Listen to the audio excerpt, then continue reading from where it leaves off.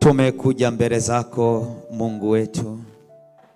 Wewe ni baba yetu, unayesikia maombi ya watoto wako, na sikio lako linaposikia hunyosha mkono wako kwa ajili ya kututendea yale tunayoyaomba.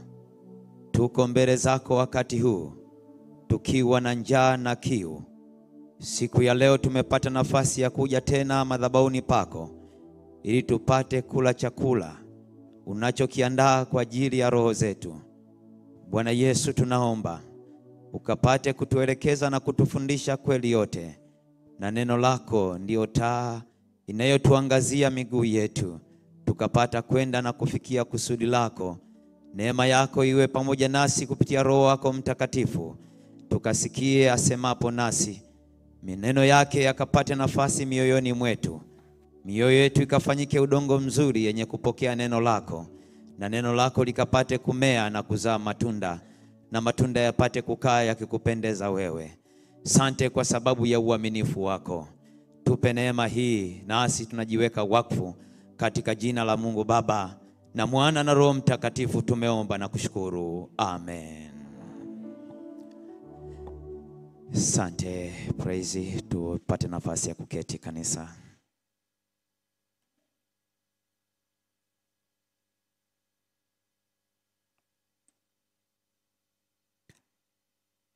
Tumsifu Yesu Kristo. Bwana Yesu asifiwe. Mwana kondoo ameshinda. Nichukue nafasi hii kumshukuru Mungu sana kwa sababu ya kutupa neema siku ya leo tena kwa ajili ya ibada hii. Ni neema ya pekee ambayo Mungu ametupa kukusanyika katika kanisa lake ili tuweze kumwabudu na kumwadhimisha yeye Mungu wetu anayestahili ibada. Na kipekee nichukue nafasi hii kushukuru kwa ajili ya uongozi wa kanisa wa chaplaincy ya Chuo Kikuu. Asante baba mchungaji, kiongozi na msaidizi pia kwa kunipa nafasi hii kuweza kushirikiana nanyi katika ibada hii. Bwana Yesu asifiwe. Hongereni kwa kazi ya Mungu. Naomba mpe jirani yako mkono kwa niaba yangu, mwambie hongera kwa kazi ya Mungu. Amen. Kazi ya Mungu huwaga tusemi pole, tunasema hongera. Amen. Kwa kuwa tunaifanya kazi hii hatuchoki, kwa kuwa yupo anayetutia nguvu. Amen. Kwa hiyo unapoona mtu anazimia moyo, mwambie sio kazi yako, ni ya mwenyewe. Haleluya. Unapomwona mtu anarudi nyuma, mwambie sio kazi yako, ni ya mwenyewe. Kwa hiyo wewe usikate tamaa wala usichoke, kwa kuwa si wewe unayefanya kazi hiyo peke yako, bali yeye unafanya pamoja naye anayekutia nguvu. Bwana asifiwe sana. Amen. Maneno ya Mungu siku ya leo yanayotuongoza yatatuelekeza katika maandiko matakatifu katika kile kitabu cha Kutoka sura ya 6, tukianza na ile aya ya kwanza mpaka aya ya 8. Kitabu cha Kutoka sura ya 6 aya ya kwanza mpaka ile aya ya 8, na tasoma maneno haya. Kutoka sura ya 6 kuanzia aya ya kwanza mpaka aya ya 8, Biblia inasema, Bwana akamwambia Musa, sasa utaona nitakavyomtenda Farao, maana kwa mkono hodari atawapa ruhusa kwenda zao, na kwa mkono hodari atawafukuza katika nchi yake. Kisha Mungu akasema na Musa akamwambia, mimi ni Jehova. Nami nilimtokea Ibrahim na Isaka na Yakobo kama Mungu Mwenyezi, bali kwa jina langu Yehova sikujulikana kwao. Tena nimelithibitisha agano langu nao la kuwapa nchi ya Kanaani, nchi ya kukaa kwao hali ya ugeni. Na zaidi ya hayo, nimesikia kuugua kwao wana wa Israeli, ambao wa Misri wanawatumikisha, nami nimelikumbuka agano langu. Basi waambie wana wa Israeli, mimi ni Jehova nami nitawatoa ninyi mtoke nchi ya mizigo ya Wamisri, nami nitawaokoa na utumwa wao, nami nitawakomboa kwa mkono ulionyooshwa na kwa hukumu kubwa. Nami nitawatwaeni kuwa watu wangu, nitakuwa Mungu kwenu, nanyi mtajua ya kuwa mimi ni Jehova Mungu wenu, niwatoae mtoke nchi ya mizigo ya Wamisri. Nami nitawaleta hata nchi ile ambayo naliinua mkono wangu niwape Ibrahim na Isaka na Yakobo. Nitawapa iwe urithi wenu, mimi ni Jehova. Maneno haya katika kitabu cha Kutoka ni maneno ambayo Mungu anaongea na Musa na kumwagiza Musa akaongee na wana wa Israeli na Farao, amtambulishe Mungu kwao. Na ndiyo maana katika hii mistari 8 tuliyosoma, anazungumza katika mistari 4 jina lake, akijitambulisha kwamba yeye ni Yehova. Uende ukawaambie wana wa Israeli, umwambie na Farao, mimi ni Jehova. Na Mungu anasema maneno haya ya kwamba hakujulikana kwa Ibrahim, kwa Isaka na Yakobo, lakini sasa hawa wapate kujua kwamba yeye ni Yehova. Na neno hili Yehova ni neno la Kiebrania ambalo lina maana ya wapekee wa kweli. Kwa maana kitabu hiki cha Kutoka ni kitabu ambacho kinaonesha utimilifu wa ahadi ambayo Mungu alikuwa amemwahidi Ibrahim, Isaka na Yakobo kutoka katika kitabu cha Mwanzo. Hawa waliishi ahadi ya Mungu ya kwamba Mungu atawapa wazaliwa wake, watoto wake, kuirithi nchi aliyowaandalia, nchi iliyojaa asali na maziwa. Sasa kitabu hiki cha Kutoka ni ukamilifu wa ile ahadi ambayo Mungu anawapa wana wa Israeli kupitia babu yao Ibrahim, baba zao Isaka na Yakobo. Sasa anakwenda kutimiza. Kwa hiyo siku hii ya leo tutalitazama neno hili lenye kichwa kinachosema ukamilifu wa ahadi. Ukamilifu wa ahadi. Na maneno haya ambayo Mungu anazungumza na Musa, anamwambia Musa, nenda ukamwambie Farao ya kwamba mimi ni Jehova. Lakini kwa wana wa Israeli pia uambie mimi ni Jehova, kwa sababu wana wa Israeli wakiwa katika nchi ya utumwa, wakiwa wana habari ya kujua ya kwamba wao si watumwa, wao wana ahadi ambayo baba yao Ibrahimu aliahidiwa. Wao hawastahili kukaa katika nchi ya Misri, nchi ya utumwa. Lakini miaka waliokaa katika utumwa ni mingi sana. Ilifika miaka 430. Sasa miaka hii 430 wakawa wameshazoea kukaa utumwani. Sasa ahadi hii inatimia kwao ya kwamba sasa muda wa utumwa umekwisha. Wanatakiwa waende katika ahadi ya Mungu na katika utimilifu wa ahadi ya Mungu katika nchi ambayo Mungu alikuwa amewaahidia. Sasa ili waamini ya kwamba muda wa ukamilifu wa ahadi umetimia, Ndiyo maana Mungu anakuja na kujitambulisha kwa jina lingine la Jehova. Yehova ni ukamilifu wa ahadi ambayo ilikuwa imeahidiwa kwao. Kwa maana wasimjue Mungu kwa jina lile lile ambalo Mungu alimtokea Ibrahimu, Isaka na Yakobo, bali wamjue Mungu kwa jina jipya, kwa sababu jina hili linatimiliza ukamilifu wa ahadi ambao ahadi hii walikuwa wameipata miaka 430 iliyopita. Bwana Yesu asifiwe. Baada ya maneno haya, Mungu alianza na kumwambia katika ile sura ya 4 Musa.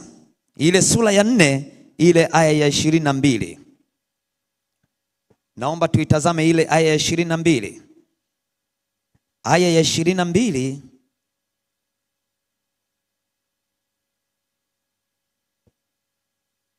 Sura ya 4 aya ya 22. Kitabu hiko cha Kutoka sura ya 4 aya ya 22. Ni maneno ambayo Mungu anamwambia Musa. Nawe umwambie Farao, Bwana asema hivi, Israeli ni mwanangu mimi, mzaliwa wa kwanza wangu. Nawe umwambie Farao, Bwana asema hivi, Israeli ni mwanangu mimi, mzaliwa wa kwanza wangu.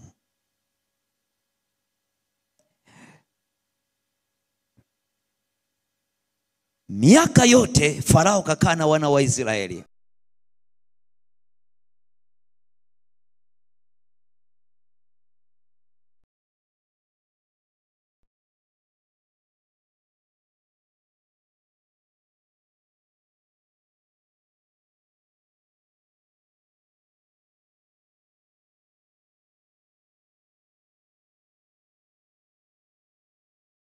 Bayo hawa watu wako nayo pamoja, wako utumwani, lakini ni wazaliwa wangu wa kwanza. Kiroho, nafasi ya mzaliwa wa kwanza ni mlango. Ili Mungu ayafikie mataifa mengine, ni lazima mzaliwa wa kwanza apokee kile ambacho Mungu amekusudia. Ndicho kitakachoenda kuwafikia mataifa wengine. Kwa hiyo mataifa wengine watapokea kwa sababu ya taifa hili. Hili taifa liko utumwani, lakini ni mzaliwa wa kwanza kwa ajili ya kuwafikia mataifa wengine. Ndiyo kusudi la Mungu analozungumza na Farao. Farao ajue hii vita anayoenda kupigana na Mungu ni vita ambayo Mungu anatetea mzaliwa wake wa kwanza. Mungu anamuokoa mzaliwa wake wa kwanza. Mungu anatimiza ahadi kwa mzaliwa wake wa kwanza. Bwana Yesu asifiwe. Kama alivyokuwa mwanadamu, yeye ni mrithishaji katika wazaliwa wake, na hatimaye kwanza mzaliwa wa kwanza. Ndivyo Mungu anapotaka kumrithisha Israeli kama mzaliwa wa kwanza wake, ili Israeli atakaporithi kile Mungu anachoahidi, alichokiahidi, Israeli huyu apate kuachilia kwa mataifa mengine, na mataifa mengine wapate kupokea ile baraka ambayo Mungu ameikusudia kwa ajili ya mataifa hayo. Bwana Yesu asifiwe sana. Sasa neno hili la Mungu ni ahadi. Neno la ahadi linakuja kwenye maisha ya wana wa Israeli. Mungu anapoahidi siku zote anazungumza kwa neno. Haleti kitu kinachoonekana. Hawaambii kwamba mtakwenda katika nchi iliyojaa asali na maziwa, bali ni neno alilowaambia. Kwa hiyo ahadi inahitaji imani ili upate kuiendea ahadi. Lazima uamini. Imani ni kitu kinachoweza kumsaidia mtu kuiendea ahadi ya Mungu. Maana ile sheria iliyokuwa imewekwa na wana wa Israeli walitembea katika ile sheria. Sheria ilikuwa inahitaji utii, watii sheria. na sheria ikawa inawekwa ndani ya mioyo yao. Katika mioyo yao zaidi ya yote ilikuwa inafika mahali wanasahau, wanajikumbusha kusoma zile sheria ambazo Mungu alikuwa amewaambia. Lakini sasa Mungu anapozungumza na kanisa, anazungumza swala la ahadi, ambalo ahadi hii inahitaji imani. Na mtunga zaburi katika Zaburi ya 138, mtunga zaburi anasema maneno haya. Zaburi ya 138, Zaburi ya 138, nitasoma ile aya ya kwanza na aya ya pili. Zaburi 138 aya ya kwanza na aya ya pili, mtunga zaburi anasema, nitakushukuru kwa moyo wangu wote, mbele ya miungu nitakuimbia zaburi. Nitakusujudu nikilikabili hekalu lako takatifu. Nitalishukuru jina lako kwa ajili ya fadhili zako na kwa uaminifu wako, kwa maana umeikuza ahadi yako kuliko jina lako lote. Naomba nirudie tena mstari huu wa pili.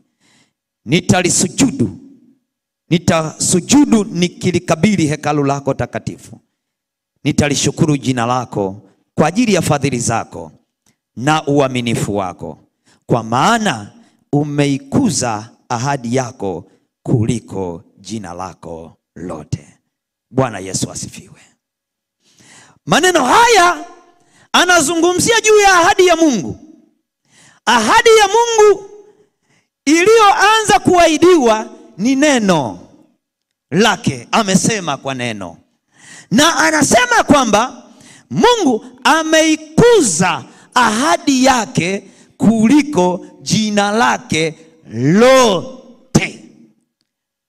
Lote, jina lake. Maana yake jina la Mungu ni kuu, na Mungu anatambulika kwa majina yenye sifa. Lakini kumbe Mungu ameikuza ahadi yake kuliko jina lake lote. Ameikuza ahadi yake. Manake ahadi ya Mungu ni kuu sana kuliko jina lake. Manake ahadi yake ni neno lake. Bwana Yesu asifiwe sana. Na hili neno tunalolisoma la Mungu, ndiyo ahadi za Mungu ziko hapo, ambazo Mungu aliongea na taifa la Israeli, ili taifa la Israeli wapite wakitii, waamini, ili mataifa wapate kupokea kupitia wana wa Israeli, kwa sababu hao ni mlango wa kuachilia ahadi za Mungu kwa mataifa yanayoendea hapo. Na anapozungumza hivyo, anazungumza kama yeye baba kwa wana wa Israeli. Anasema Mwisraeli yeye ni mzaliwa wake wa kwanza, na ajue ya kwamba Israeli ya kwamba anaokolewa na si Mungu wa kawaida, bali ni baba yake. Maana yake ya kwamba Mungu anapoenda kumuokoa mwanawe, anaenda akiwa na uchungu wa mwanae. Bwana asifiwe sana. Waswahili wanasema uchungu wa mwana ujuae nani? Yaani mtu mwingine angeambiwa nenda ukaokoe, anaweza akarudi na udhuru. Ndio maana hata Musa wakati anatoa udhuru wa kwenda kwa Farao, Mungu akamwambia hapana, utakwenda. Akasema mimi sijui kuongea. Akamwambia utakwenda. Nikamwambieje Farao nikienda? Na wana wa Israeli niwaambieje? Akamwambia nenda kawaambie mimi niko ambaye niko. Manake ninaye kutuma ni mimi, manake niko pamoja na wewe. Akamwambia, na Mungu anajitambulisha hayo majina ili Musa ajue ya kwamba haendi peke yake, lakini anaenda na Mungu atakayekuwa pamoja naye. Bwana Yesu asifiwe sana. Na ahadi hii inaenda kutimia sasa ndani ya wana wa Israeli. Wanaanza kuchukua hatua ya kutoka katika nchi yao ya Misri. Na ahadi hii ni ahadi ya Mungu anayethibitisha kwamba anachoenda kukiokoa, anaenda kuokoa watoto wake. Bwana asifiwe. Nilikuwa naangalia mfano wa mzazi wa wanyama tu. Kuna mnyama anaitwa bata. Wangapi wanamfahamu bata? Wangapi wanamfahamu kuku?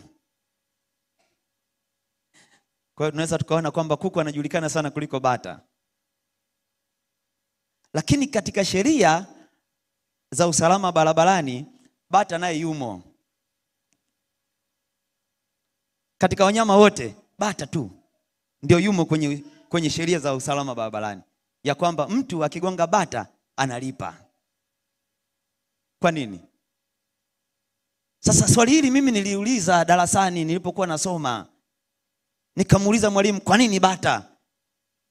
akasema kwa namna alivyo, na kwa sababu ni wa kufugwa, alivyo na utaratibu anajulikana. Kwa hiyo dereva anapotembea aangalie sio mtu tu peke yake wa kumchukulia tahadhari, bali hata bata anatakiwa kumchukulia tahadhari.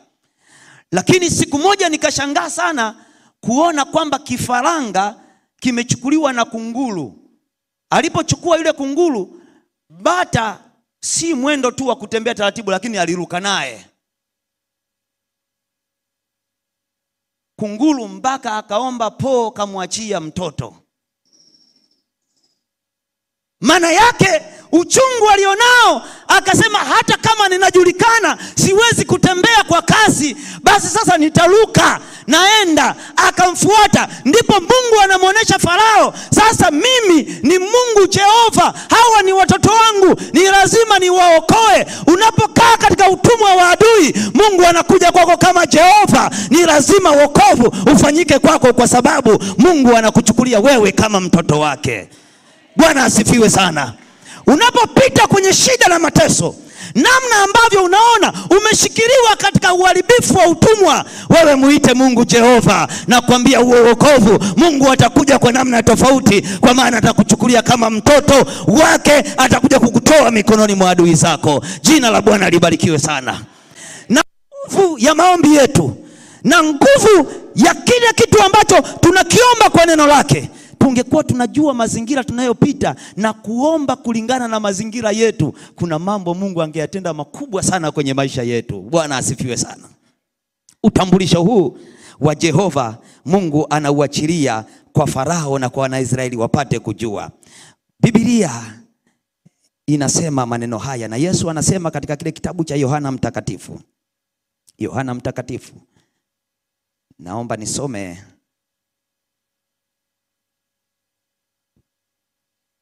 ile sura ya 15. Yohana Mtakatifu sura ya 15, ile aya moja tu ya 7. Aya moja tu ya 7. Ni maneno ya Bwana Yesu, anasema, ninyi mkikaa ndani yangu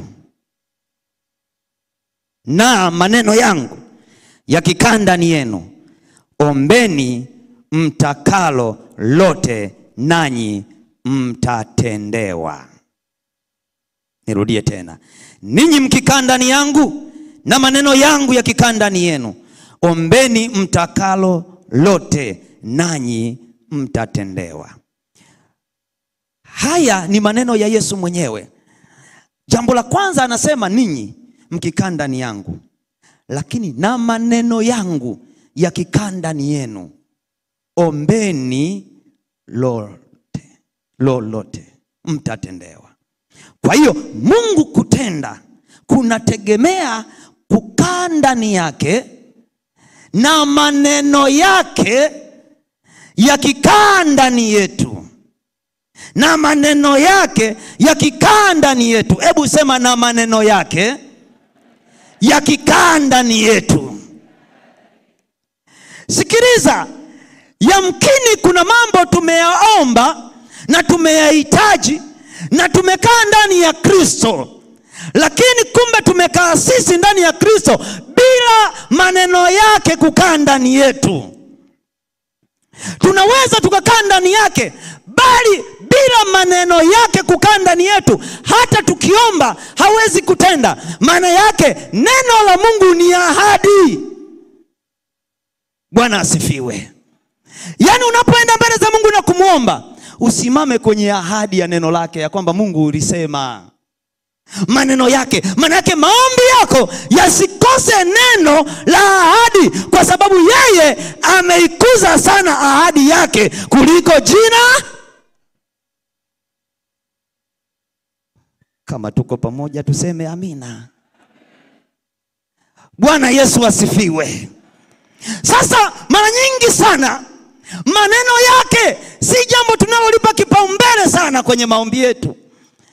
Inawezekana tukasema ndio tumekaa ndani yake, lakini maneno yetu, maana yake kuthibitishiwa kupokea yale Mungu ambayo tunamuomba kunategemea sana na neno lake kukaa ndani yetu. Halafu sisi tukamuomba kutokana na neno lake. Maana yake ahadi zote za Mungu zimethibitishwa katika neno lake. Bwana Yesu asifiwe sana. Bwana Yesu asifiwe sana. Ndio maana Mungu akamwambia Wanaisraeli, hilo neno mlitafakari usiku na mchana. Usiku na mchana. Yaani kama vile tunavyokula chakula chetu cha mwili, asubuhi, mchana na jioni.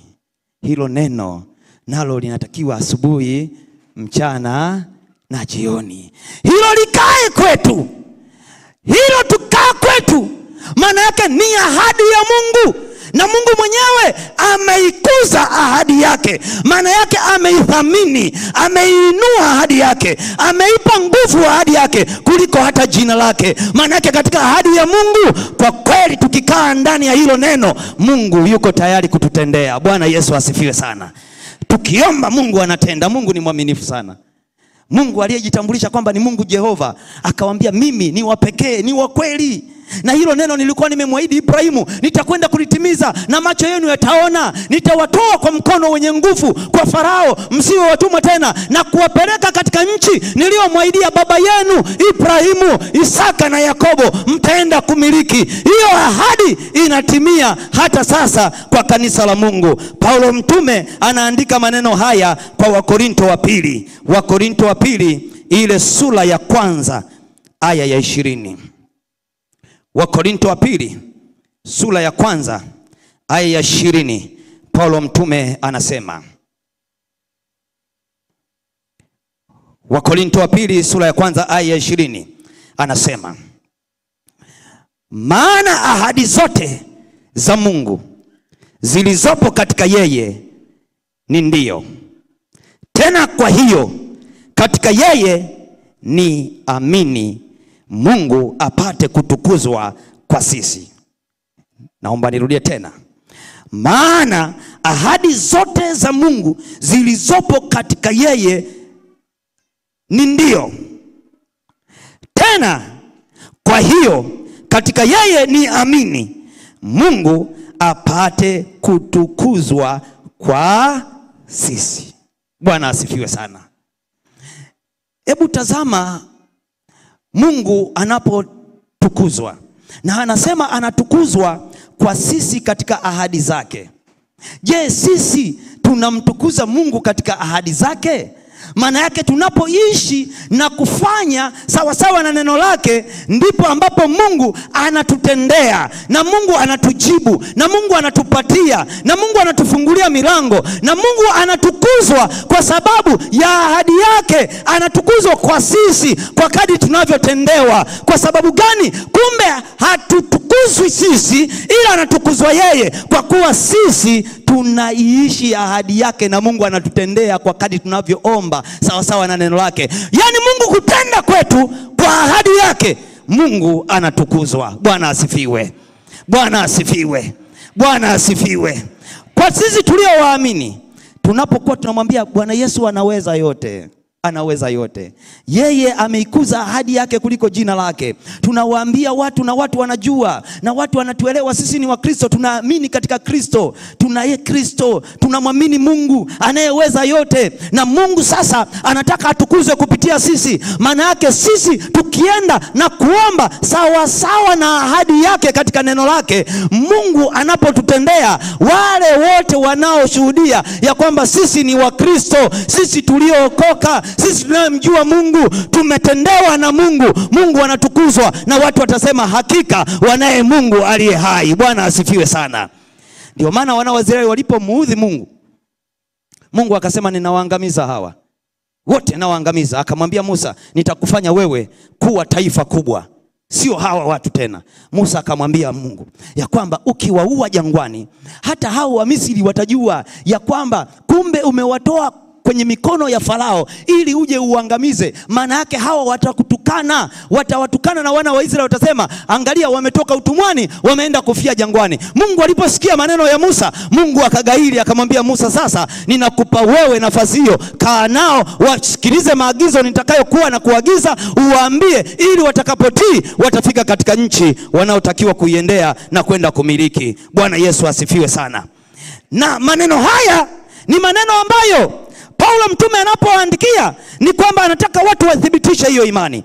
Na imani hiyo inakuja katika kitabu cha Matendo ya Mitume, na Mungu analiachilia hilo kupitia ahadi ya Bwana wetu Yesu Kristo. Matendo ya Mitume sura ya 1 ile aya ya 4.